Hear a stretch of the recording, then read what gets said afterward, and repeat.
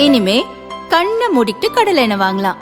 ஏன்னா மந்த்ரா கடலை எண்ணெய் இதயத்தின் தயாரிப்பு. வறுக்க பொரிக்க ஏன் எல்லா சமையலுக்கும் மந்த்ரா தான். மந்த்ரா கடலை எண்ணெய், அபார ருசி, ஆரோக்கியமான உடல் நலம்.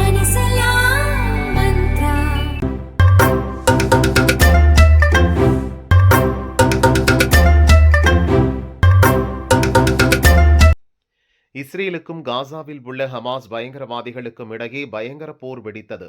இதில் மொத்த காசாவையும் குண்டு வீசி தரைமட்டமாக்கியது இஸ்ரேல். ஹமாஸுக்கு ஆதரவாக லெபனானில் இருக்கும் ஹெஸ்புல்லா பயங்கரவாதிகளும் இஸ்ரேலை வடக்கில் இருந்து தாக்க ஆரம்பித்தனர். இதனால் ஹெஸ்புல்லாவுக்கு எதிராகவும் போரில் குதித்த இஸ்ரேல் அந்த பயங்கரவாதிகளை ஓட ஓட அடித்தது. முகாம்களையும் ஆயுதங்களையும் இழந்த ஹெஸ்புல்லா ஒரு கட்டத்தில் சரணடைந்தது.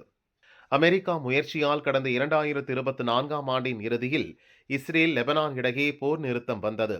அதன் பிறகு அமைதியாக இருந்த இஸ்ரேல் இப்போது மீண்டும் லெபனான் பக்கம் திரும்பி உள்ளது. இஸ்ரேலை தாக்கும் வகையில் ஹெஸ்புல்லா பயங்கரவாதிகள் கட்டமைப்புகளை ஏற்படுத்தி வருவதாக குற்றம் சாட்டி வருகிறது. இதன் தொடர்ச்சியாக ஹெஸ்புல்லா மீது மிகப்பெரிய குண்டுவீச்சை இப்போது நடத்தியிருக்கிறது. லெபனானின் பேகா பள்ளத்தாக்கு பகுதியில் இஸ்ரேல் போர் விமானங்கள் சராசரியாக குண்டு வீசின. அங்கு இருந்த ஹெஸ்புல்லா கட்டுப்பாட்டு மையங்கள் முகாம்களை தரைமட்டமாக்கின. இஸ்ரேலை தாக்குவதற்காக அந்த இடத்தில் ஏவுகணைகளை குவித்ததாகவும் அவற்றை தயார் நிலையில் நிலைநிறுத்தியதாகவும் இஸ்ரேல் ராணுவம் குற்றம் சாட்டியது.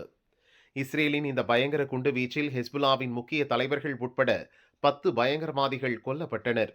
50க்கும் மேற்பட்டோர் காயமடைந்தனர்.